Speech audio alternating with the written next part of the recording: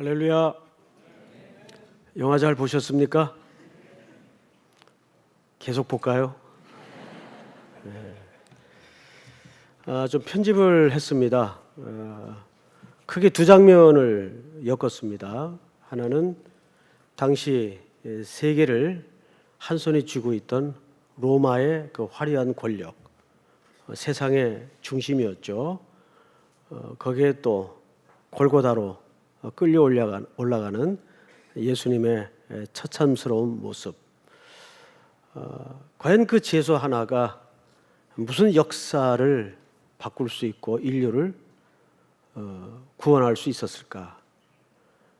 지금도 그랬지만은 그 당시엔 더더욱 그 예수가 어떻게 역사를 바꿀 수 있는가? 누구도 기대하지 않았어요. 이 배너라는 영화는 사실 59년도에 한번 제작이 되었다가 지금 이 화면은 작년에 나왔던 그 영화입니다. 그러니까 재제작이 되었죠. 그래서 화질이 조금 기대보단 좋아요. 근데 원래 배너의 얼굴이 영화상으로는 저 얼굴이 아닙니다. 이 찰턴 헤스턴이라는 조각 같은 얼굴의 그 영화 배우가 있는데 사진 한번 볼까요? 참고로 이분입니다. 확실히 원작을 뛰어넘는 후작은 없어요. 원작이 워낙 강렬했고 감동적이기 때문에 저 주다 베너로 등장하는 저 찰턴 헤스턴이 몇 년 전에 작고했다는 이야기를 들었습니다. 저분은 아주 유명한 배우였죠. 예, 이제 거둬도 되겠는데 저기 뒤에 영어 자막을 보시면 벤이라고 되어 있죠. 벤, 아들이라는 뜻입니다. 원래 훌이라고 읽어야 돼요. 훌. 그러니까 훌의 자손이라는 뜻입니다. 이것이 원 제목이고 부제는 사실 그리스도의 이야기라는 뜻이에요. 그리스도의 이야기. 이 루 월리스는 이 영화를 제작하면서 본인 자체가 법률가였습니다. 그리고 이 영화가 이렇게 전 세계적으로 흥행이 되고 많은 사람들에게 오랜 세월 동안 잊혀지지 않고 감명을 줄 줄은 몰랐겠죠. 영화 속의 주인공인 베너는 사실 굉장히 성공지향적인 인물로 처음에 등장을 합니다. 그러다가 그에게 운명이 엇갈리는 일이 발생합니다. 로마 장교 하나가 주둔군으로 부임을 하는데 가만히 보니까 어릴 적 그 아버지를 따라 역시 주둔군이었겠죠. 한 마을에서 같이 꿈을 키워가면서 국가의 개념도 없고 철학도 아무것도 모를 때 함께 놀았던 자랐던 친구예요. 그 친구가 이제는 커서 식민지 국가인 유다 땅에 어느 마을에 주둔을 했는데 보니까 자기 친구가 귀족으로 거기 있어요. 바로 그분이 유다 베너입니다. 베너. 그러다가 서로 오해가 생기죠. 그리고는 로마 장교는 이 베너를 감옥에 집어넣습니다. 이렇게 이제 전개되는 영화인데 저 영화는 참 오랜 세월이 지났어도 오늘 그리스도인들에게뿐만 아니라 일반인들에게까지 아주 큰 감동을 주는 영화입니다. 그러면 설교 초입에 왜 이 영화를 여러분들에게 미리 짧게 편집을 해서 보여드렸는가 하면 오늘 바로 누가복음 3장 1절의 내용 때문입니다. 1절을 좀 한번 볼까요? 디베료 황제가 통치한 지 15해 곧 본디오 빌라도가 유대의 총독으로. 자, 여러분 아까 그 연설하던 인물 기억나시죠? 그 사람은 황제가 아니고 바로 여기 등장하는 본디오 빌라도입니다. 그리고 그 가이사를 향해서 얼마나 달콤한 온갖 충성에 관한 언어를 다 동원해서 미사여구를 동원해서 황제를 높이죠. 그리고 이 베너라는 영화는 말하자면 전차경주가 상당히 압권인데 전차 경주가 주제는 아닙니다. 사실 그 로마라는 화려한 중앙 집권적 정치 형태에 모든 권력이 황제의 보좌로 몰려있는 그때에 어떻게 인류가 구원의 길을 소망할 수 있는가? 기대난망이었겠죠. 그런데 그 베너의 어머니와 누이 동생이 사실 나병이 걸립니다. 그리고 예수님의 십자가에서 운명을 통해 그 흘려내리는 보혈의 은혜를 통해서 그 나병이 씻음을 받아요. 그러니까 당시 세상은 로마가 중심이었어요. 그렇지만 그 로마는 돈과 권력과 모든 이 땅의 가치의 정점에 서 있었지만 인간의 죄와 모든 총체적인 악의 문제를 근본적으로 해결할 수 없다는 겁니다. 오직 누구만이? 그리스도만이 그 문제를 해결할 수 있다는 답을 이 화면에서 짧게 던지고 있습니다. 이제 그리스도가 본격적으로 등장하기에 앞서 여기 세상의 권력의 정점에 있는 인물들이 하나씩 이름이 구체적으로 열거되는데, 디베리오 황제가 통치한 지, 이 디베리오 황제는 누구냐 하면 지난 시간에 배웠던 가이사 아우구스투스의 다음 왕입니다. 디베리오 황제가 통치한 지 15대, 곧 본디오 빌라도가 유대의 총독으로, 헤롯이 갈릴리의 분봉왕으로, 이 전부 황제의 명령 없이는, 황제의 임명 없이는 불가능한 보직입니다. 더 나아가서 그 동생 빌립이 이두레와 드라고니 지방의 분봉왕으로, 루사니아가 아빌레네의 분봉왕으로. 2절 다 같이 한번 읽어볼까요? 시작. 안나스와 가야바가 대제사장으로 있을 때에 하나님의 말씀이 빈들에서 사가랴의 아들 요한에게 임한지라. 여기 보시면 대제사장 이름이 2명이 나옵니다. 근데 여러분 아시는 것처럼 대제사장은 1명밖에는 할 수가 없어요. 근데 여기 2명이 등장을 하죠. 이건 어떻게 역사가들의 기록 오기일까요? 아니면 누가라는 작가의 어떤 의도성이 담아져 있을까요? 분명 오기는 아닐 겁니다. 그렇다면 이 안나스와 가야바가 등장하는 이유가 있습니다. 우리 요한복음 18장을 좀 한번 보십시다. 직접 좀 찾겠습니다. 요한복음 18장. 예수님이 이제 신문을 받는 과정인데 13절을 좀 한번 볼까요? 13절. 12절부터 읽겠습니다. 12절, 13절 다 같이 시작. 이에 군대와 천부장과 유대인의 아랫사람들이 예수를 잡아 결박하여 먼저 안나스에게로 끌고 가니, 안나스는 그 해의 대제사장인 가야바의 장인이라. 네, 자 잠깐 저를 보십시오. 사실 세습은 이때부터 있었어요. 안나스는 원래 제사장이었어요. 대제사장이었는데 그는 로마 정부의 어떤 문제로 밑보여 가지고 파직을 당합니다. 근데 이때도 결국 세습이 있었고 권력을 나눠 먹었어요. 이 대제사장이라는 이 종교 권력을 아무에게나 물려줄 수 없으니까, 또 물려주기 싫으니까 누구에게 물려준 겁니까? 자기 사위에게 물려준 겁니다. 그런데 실세는 그러면 누구라는 얘기예요? 안나스라는 얘기예요. 예수님도 누가 먼저 신문을 하죠? 안나스가 신문을 합니다. 안나스는 법적으로는 신문할 아무 자격이 없어요. 그런데 안나스는 당시 가야바의 배후 세력이었습니다. 이때 법적인 정통성의 대제사장은 가야바가 맞습니다. 그래서 누가는 그 시대의 종교 권력이 어떠한가를 슬쩍 들추어내기 위해서 대제사장 이름을 2명을 기록하는 거예요. 그러니까 2명의 대제사장 이름이 거론됨으로써 그 당시 권력이 얼마나 썩어 빠졌는가를 슬쩍 암시하고 있는 내용이에요.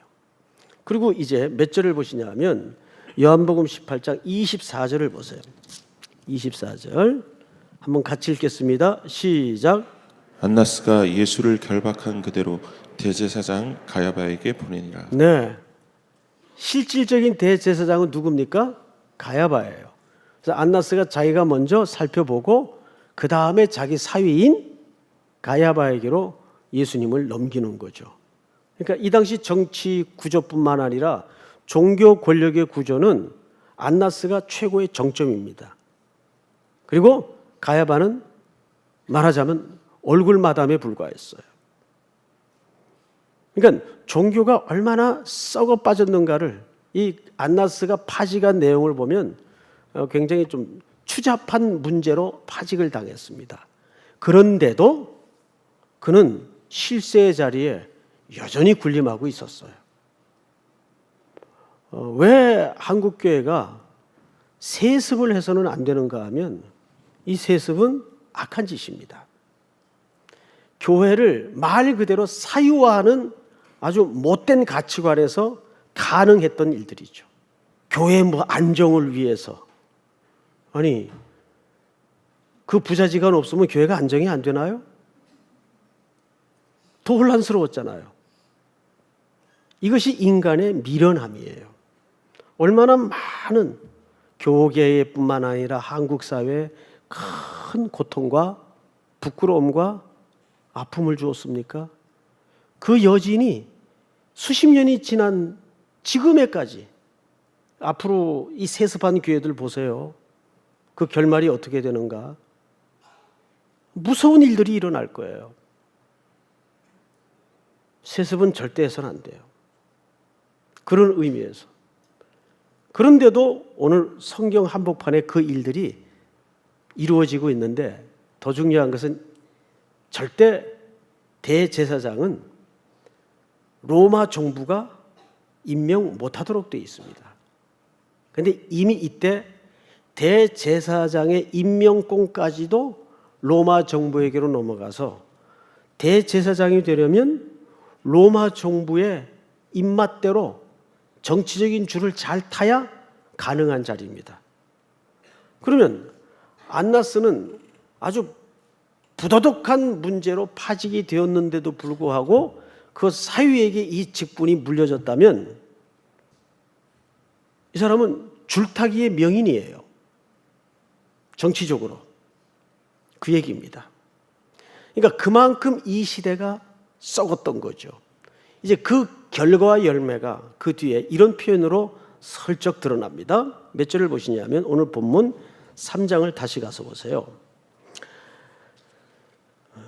2절을 볼까요? 안나스와 가야바가 대제사장으로 있을 때에 하나님의 말씀이 빈들에서 사가랴의 아들 요한에게 임했다라고 돼 있어요. 자, 여러분, 하나님의 말씀이 임했다라는 말은 굉장히 중요한 구약식 표현입니다. 무슨 식 표현이라고요? 구약식 표현이에요. 이거는 머릿속에 입력을 해 두십시오. 구약식 표현이 왜 중요한가 하면 실질적으로 세례 요한은 구약 시대를 신약 시대와 이어주는 구약의 마지막 예언되었던 선지자였기 때문입니다. 그래서 그는 광야에서 출현해야 했어요. 왜? 여기 하나님의 말씀이 요한에게 임한지라 할 때 이 말씀이라는 말을 로고스라는 말을 쓰지 않고 레마라는 말을 써요. 한때 또 레마 선교회라는 단체가 한국 기독교에 큰 또 혼란을 주었던 때가 있었어요.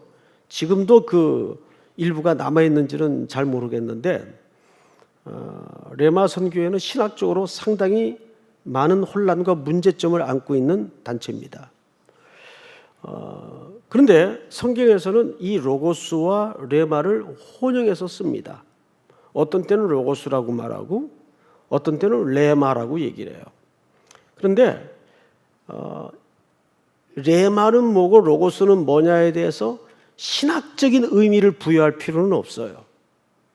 근데 언제 레마가 등장하냐면 조금 미세한 차이는 있습니다. 레마는 어떤 특수한 개인에게 협의적인 의미에서 하나님의 말씀이 임할 때 레마라는 말을 쓰곤 합니다.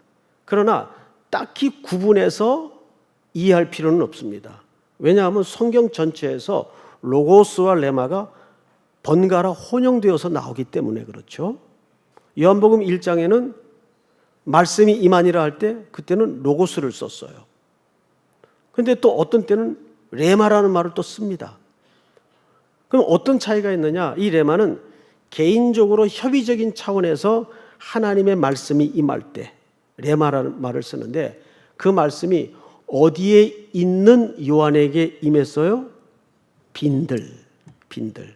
빈들을 보통 광야라고 하죠. 마태는 이 광야를 유대의 광야라고 했어요. 이 지명이 굉장히 중요합니다. 복음서 기자들이 다 광야라는 표현을 공통적으로 사용을 해요. 광야라는 말은 히브리 말로 미드바르 이렇게 씁니다. 미드바르. 제가 이걸 끊어 읽은 이유가 있어요. 하나님의 말씀이 뭡니까? 다발입니다. 다발. 말씀 다발. 그렇게 이해하시면 돼요. 다발이에요. 그런데 히브리인들에게 놀랍게도 광야는 두 가지 개념으로 이해를 가졌습니다.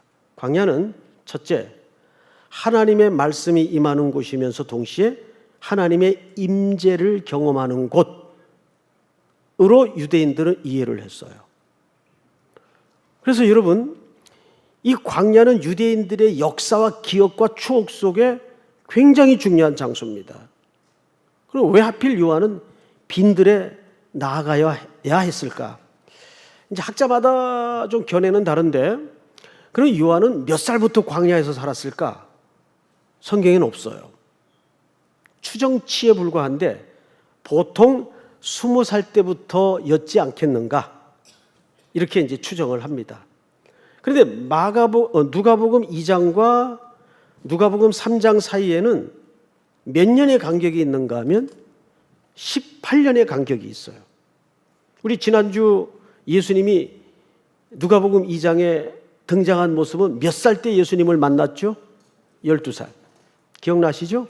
12살 때 예수님을 만났어요. 그리고 이제 오늘 3장에서는 예수님이 본격적으로 세례 요한에게 세례를 받으시고 사역을 시작하십니다. 그때가 30살쯤이에요. 그렇죠?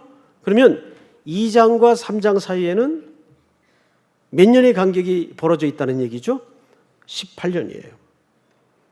그 가운데에서 요한은 왜 광야로 나가야 했는가? 그 이유를 알아야 돼요. 달마는 왜 동쪽으로 갔는가? 그 제목처럼 오늘 제목이 뭐죠?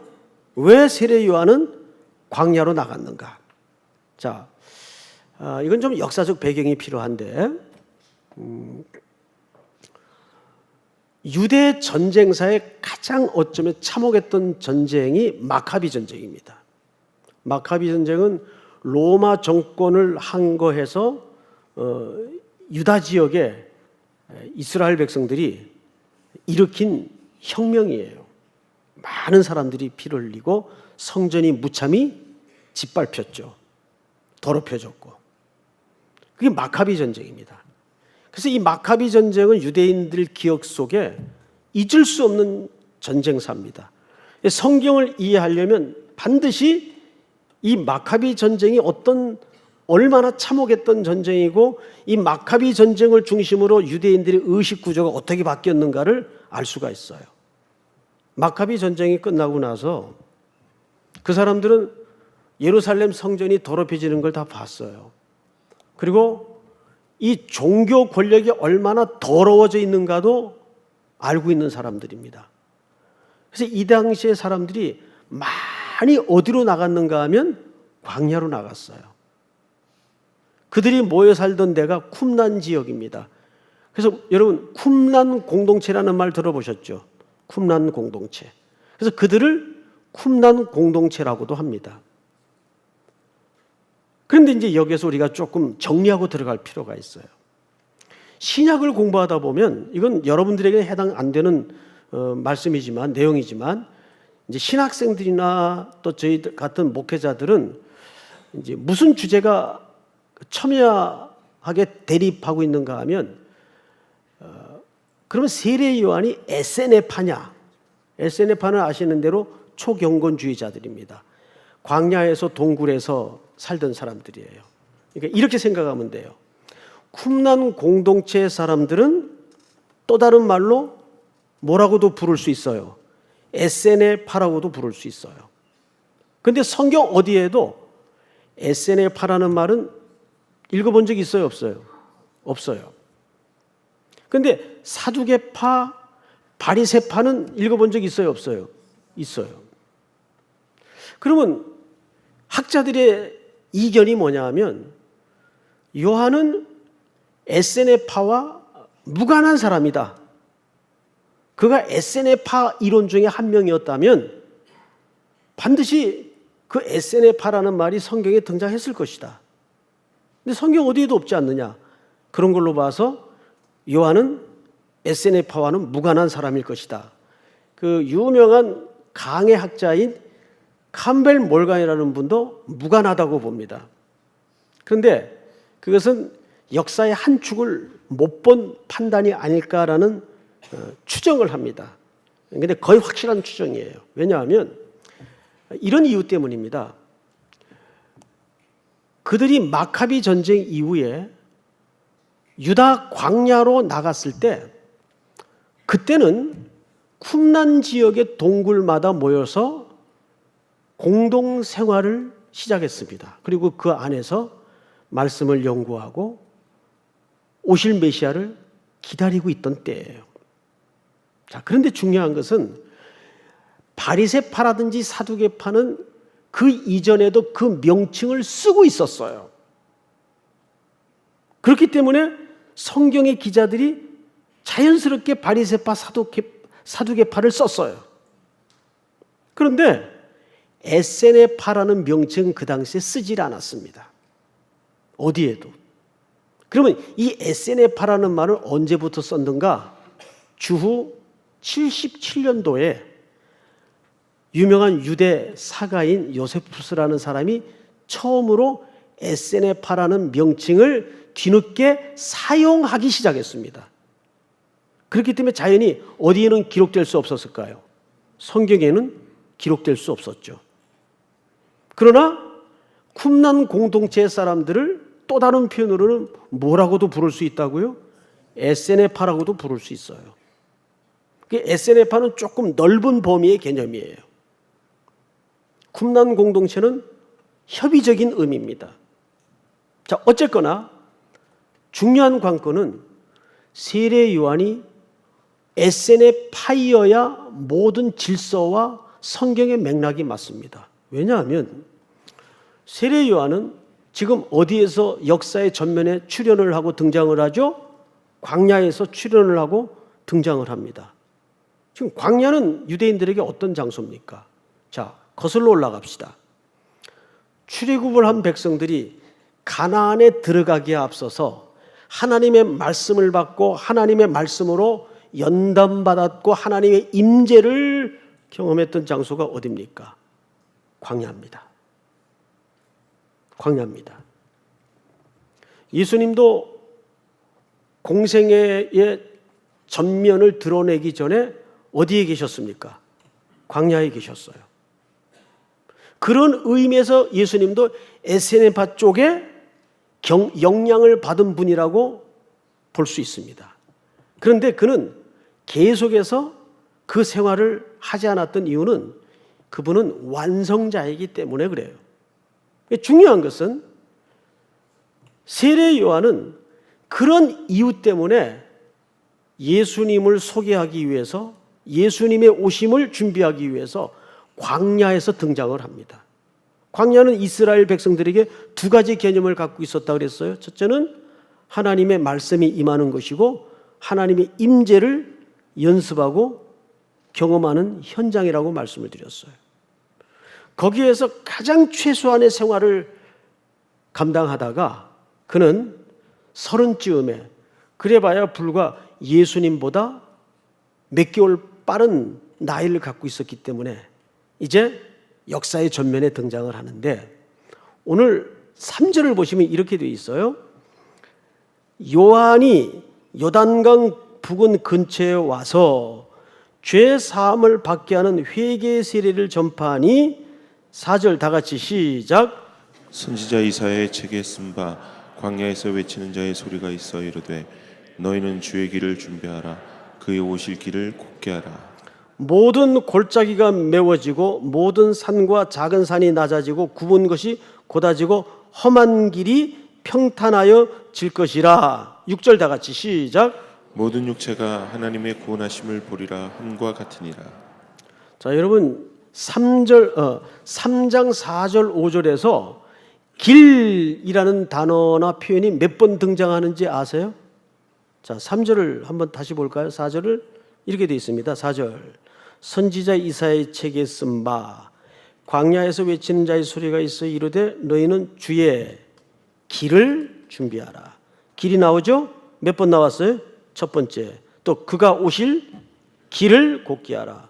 5절 모든 골짜기가 메워지고 모든 산과 작은 산이 낮아지고 굽은 것이 곧아지고 험한 길이 평탄하여 질 것이라. 이 호도스라는 이 길이라는 말은 놀랍게도 사도행전으로 가면 이 말이 단어가 똑같은데 무슨 단어로 번역이 되냐면 도라는 단어로 번역이 됩니다. 도. 그리스도의 도. 예수님의 도. 그 도라는 말이 무슨 뜻입니까? 말씀이라는 말이에요. 길은 곧 무슨 뜻입니까? 말씀이에요. 요한복음에 기억나십니까? 예수님이 자기를 가리켜서 뭐라 그랬어요? 내가 길이요? 진리요. 그러니까 우리는 뭘 준비하는 인생이어야 할까요? 길. 주님이 오시는 길. 믿습니까? 이것이 오늘 이 본문에서 이제 놀랍게도 누가복음만 세례 요한이 감옥에 갇히는 것으로 마감을 합니다. 그리고 그 이어서 바로 예수님이 역사의 전면에 등장을 하세요. 이유는 뭘까요? 그리고 옥에 갇힌 걸 누가복음은 먼저 밝혀요. 이유는 뭘까요? 이제 드디어 누구의 역할은 끝난 겁니까? 그렇습니다. 예수님의 세례 요한의 역할은 끝이 난 거예요.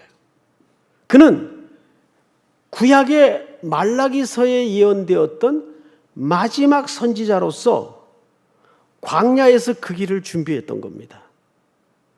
그리고 누가는 그가 옥에 갇힌 것을 먼저 삽입해서 기록을 해 넣어요. 그 말은 이런 뜻이 됩니다. 이제 세례 요한의 역할과 임무와 사명은 이것으로 끝이 났다라는 뜻입니다.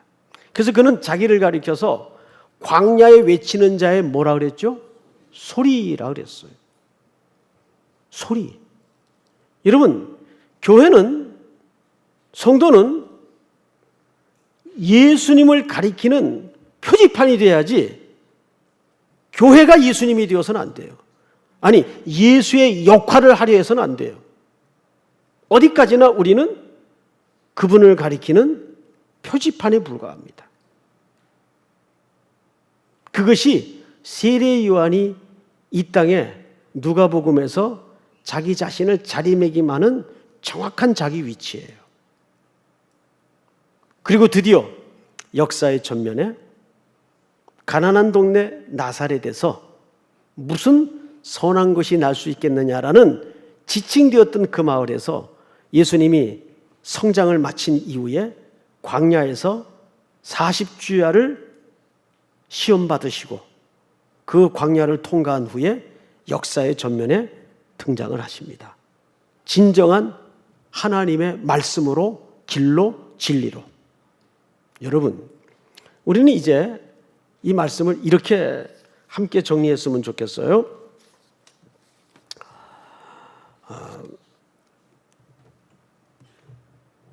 여러분 속에 광야는 어디여야 할까요? 여러분들은 지금 광야에 서 있다고 보십니까? 광야는 당연히 지리적인 공간인 것은 맞아요. 근데 우리는 오늘날 어쩌면 문제가 광야의 영역에 해당하는 삶을 잃어버리고 살고 있기 까닭에 하나님의 말씀도 듣지 못하고 하나님의 임재도 경험하고 있지 못하지 않는가. 그러기에는 우리의 삶의 자리가 너무 복잡하다고 보지 않으세요? 사진을 잘 찍는 제 친구가 한 얘기 중에 이런 얘기를 하더라고요. 사진을 진짜 잘 찍는 사람은 피사체라 그러나요? 그 대상을 여러 개를 대상으로 잡지 않는답니다. 그리고 좋은 사진은 딱 하나에만 집중을 한다는 거죠. 그래야 좋은 작품이 나온다는 겁니다. 우리 인생을 보면 포커스가 너무 여러 개예요. 이것도 되고 싶고 저것도 하고 싶고 그러다가 어영부영 10년, 20년 휙 지나가 버립니다. 그만큼 세상이 복잡해지고 다양해진 데다가 우리의 관심사도 굉장히 거기에 쫓아가는데 급급한 삶을 살고 있어요. 저나 우리 성도들이 오늘 이 말씀 앞에서 회복해야 될 삶의 자리가 있다면 내 삶의 광야는 어디일까? 그거 한번 생각해 보세요. 한 주간 동안 나는 그 광야의 자리를 신앙의 영역 속에 정말 붙들고 있는가? 저도 그렇더라고요. 말씀을 준비하면서 보니까 이 스마트폰이 모든 광야를 다 뺏어가요. 잘 때도 그거 쳐다보고 자고 차 안에서도 그거 만지작거리고 있고 거의 현대인들이 중독돼 있어요. 그리고 뭐 또 폰 하다가 뭐 실화냐? 뭐 그러고 뭐 인정 그러고 뭐 요즘 별날 용어도 참 많이들 써요. 막 정신이 사나워요. 정신이. 그러니까 옛날 어느 선배 목사님이 저희들에게 해줬던 이야기가 오래 남아요. 야, 우리 목회는 참 아무것도 아니다. 앞으로 너희들 목회할 때는 딱 내다 보이는데 불쌍하다 그래. 불쌍하다. 왜 불쌍합니까? 목사님 그랬더니 두고 봐라. 너희들 목회할 때는 세상이 너무 복잡해진대요. 그분은 무슨 예언가 같아요. 너무 정도가 아니에요. 세상이. 진짜 내가 지금 어디 있지? 할 정도로 세상이 복잡해져 있어요. 그러다 보니까 하나님의 임재와 말씀을 만나야 될 미드바르를 잃어버리고 있어요. 아무리 바빠도 아무리 할 일이 많아도 여러분들은 광야를 잃어버리지 마세요. 믿습니까? 그것이 오늘 또 우리가 이 저녁 예배에 또 붙들고 가는 한 주간의 말씀의 양식이 될 수 있기를 주님의 이름으로 축복합니다. 우리 다 일어나셔서 찬양합시다. 우리 오늘 눈물로 한 알의 씨앗을 심는다.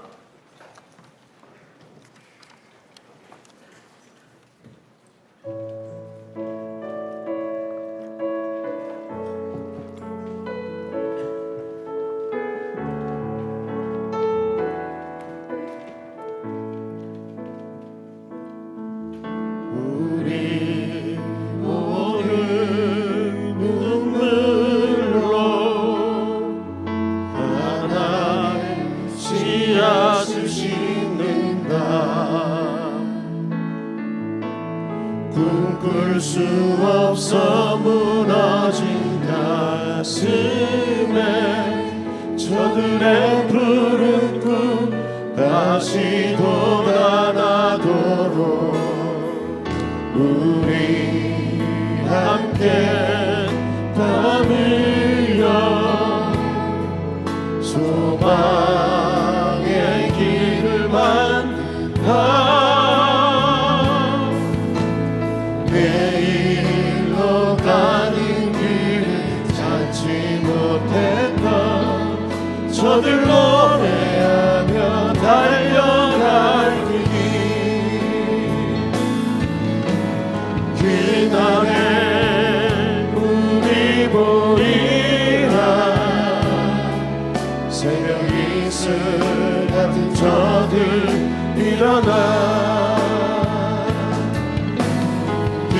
뜨거운 가슴 사랑의 손으로 이 땅 치유하며 행진할 때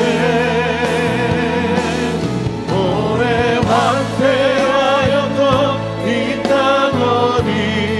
어디서나 순결한 꽃들 피어나고 푸른 의의 나무가 가득한 세상 우리 함께 보리라. 우리 서신체로 한번 기도합시다. 조용히 눈을 감고 오늘 종일 또 이 공간에 머물며 예배하고 교제하고 은혜를 나누었던 말씀들을 마음에 차분하게 한번 반추해 보십시다. 예배드리다가 정말 예수님을 잃어버린 하루는 아니었는지 돌아보십시다. 오늘 저녁에 주신 말씀을 기억합니다. 그렇게 로마의 통치 아래 모든 질서가 잡혀있던 세계의 질서 속에 한켠에 가난하고 초라한 사람들의 조그마한 움직임들이 무슨 인류를 구원하고 세상을 바꿀 수 있었겠습니까? 누가 그런 기대를 했겠습니까? 그러나 우리 주 예수 그리스도께서 2000년이 지난 지금 그 역사와 그 일들을 이루어내시지 않았습니까? 이 역사의 마지막은 그분으로 맞춰질 것입니다. 그분을 가리켜 그래서 성경은 알파와 오메가라고 말합니다. 우리는 어떤 분주한 상황 속에서도 우리 삶의 광야를 잃어버리지 마십시다. 말씀이 임하는 곳, 하나님의 임재를 경험하는 곳, 그 광야는 지리적 광야이기도 하지만 우리에게는 의미적 광야로 들어와야 됩니다. 이 한 주도 아무리 바쁘고 분주함 속에서도 이 광야의 삶을 잃어버리지 않도록 도와주시옵소서. 또 남은 선교 일정을 위해서 하루 한 주간의 삶을 놓고 우리 한번 주여 부른 다음에 소리내어 통성으로 기도합니다. 주여, 하나님 은혜를 진심으로 감사합니다. 오늘도 우리에게 귀한 시간을 주셨습니다. 주의 나라를 소망하게